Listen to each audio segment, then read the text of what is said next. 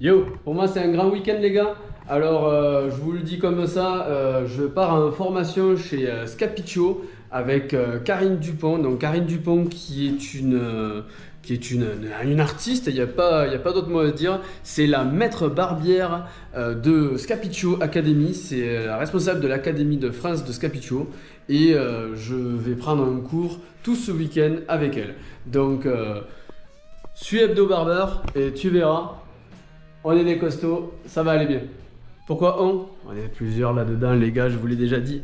C'est comme ça. Donc, sur Hebdo Barber, je vais te montrer ce que c'est un stage avec Karine Dupont. Bisous.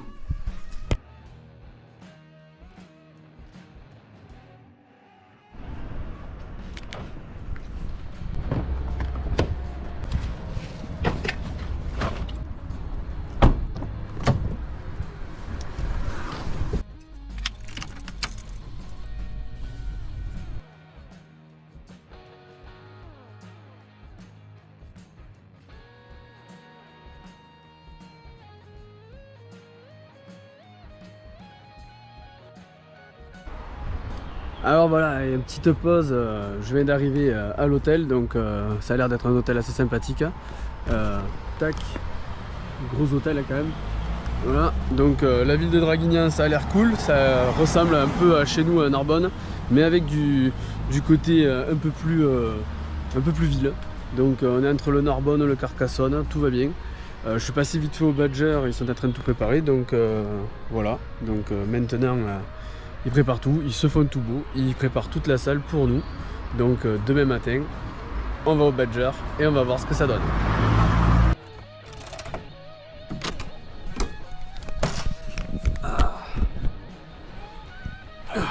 Et ouais, après 3h30 de route, l'hôtel c'est vraiment bien mérité. Donc une petite douche, on va voir vite fait dans la ville ce qu'il y a. Donc petit tour en trottinette électrique. Et puis après on va se pioter, on va rentrer et on va se préparer pour cette formation Scapiccio à Scapiccio Academy France, orchestrée par Karine Dupont. Donc voilà. Voilà. Donc je vous fais visiter le tour de la petite piole. Donc l'hôtel Victoria qui m'a reçu en express. Je les ai appelés avant-hier pour ce soir. Voilà, donc cool. Un peu à l'arrache, mais c'était sympa. Donc tac, la salle d'eau avec un baignoire. Et je crois que je vais prendre un bain, ça va détendre. Ça va détendre l'atmosphère, le bain, on va se régaler. Donc voilà. Allez, je vous fais des bisous. À demain matin, ou peut-être pas du tout. Allez, on est parti.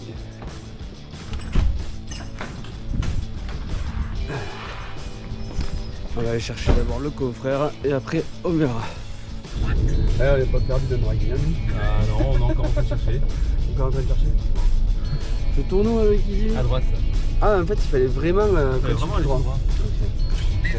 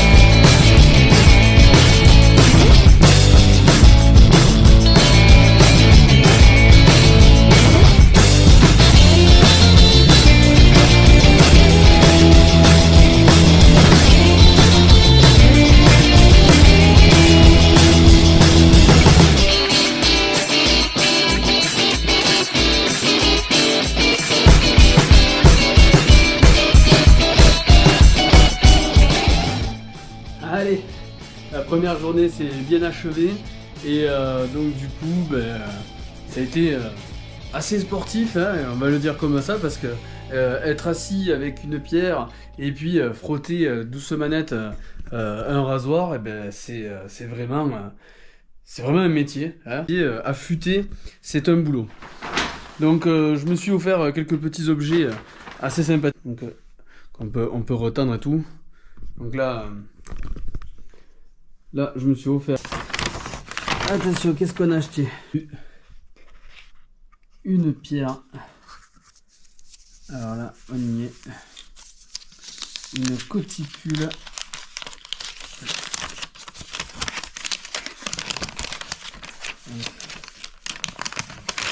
On est sur une belle pierre.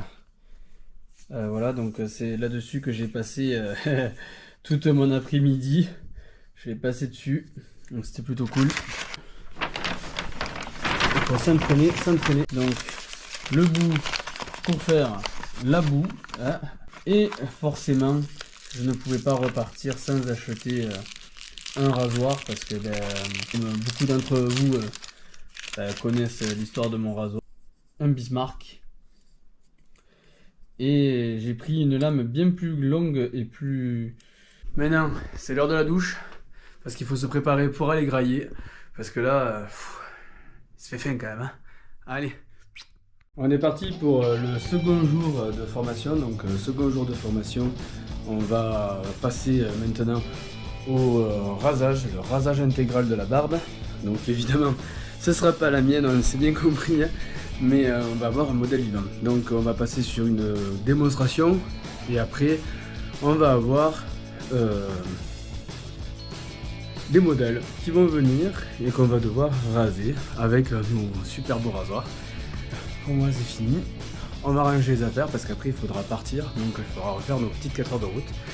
Et je vous réserve ce petit montage. Allez les loups, à plus.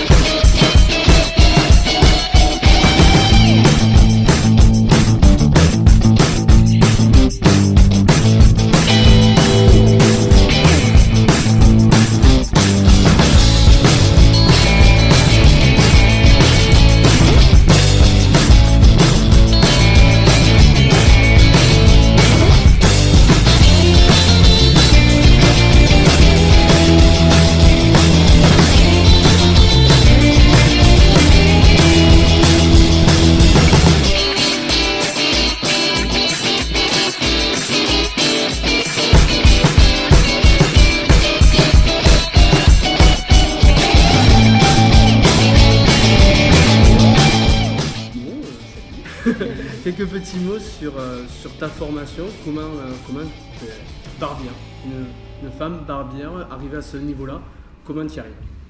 Alors c'est énormément de travail. Moi j'ai commencé le rasage à l'italienne il y a des années en arrière, quand c'était pas encore à la mode, quand plus personne ne le pratiquait. Et c'est vrai que les Italiens ont réussi à garder cette culture du rasage qu'on avait perdue en France. Ça m'a passionnée. J'ai eu la chance de rencontrer les Scapicchio, qui m'ont transmis leur savoir. Ça a été une histoire d'une passion, en fait, d'une passion partagée et que j'ai envie aujourd'hui, après pas mal d'années dans le métier, de retransmettre à des plus jeunes parce qu'on manque énormément de coiffeurs, de barbiers. C'est un métier qui était quasiment perdu et aujourd'hui, on a la chance de pouvoir transmettre quelque chose à des gens à qui c'est pu enseigner. Donc c'est l'histoire d'une passion et l'histoire d'une transmission maintenant. Et Scapicchio, pour éviter que les gens cherchent vite fait sur le net et tout le tralala, Scapicchio, pour toi,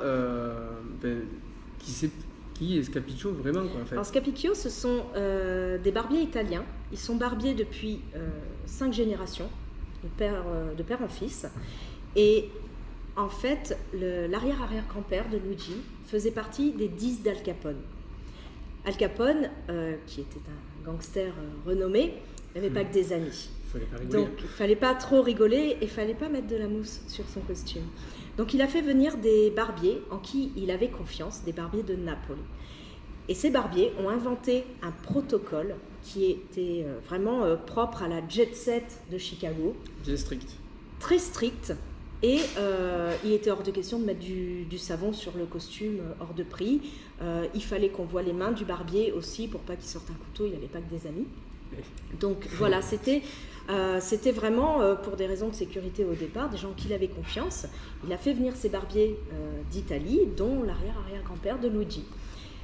Plus tard, ils sont revenus, donc toute la jet set évidemment de Chicago a imité Al Capone et c'était devenu les princes des barbiers en fait. Hein.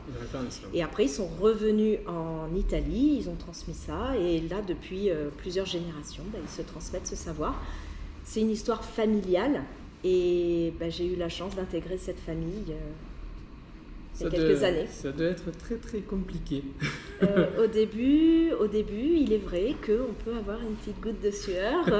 Et puis ils sont tellement généreux que voilà, il y a vraiment une alchimie qui se passe. Et aujourd'hui, c'est moi qui suis chargée de retransmettre leur savoir en France via l'académie Scapicchio France, qui est la seule officielle. Et tu es la seule femme maître barbière en France, Scapicchio. Scapicchio femme, oui.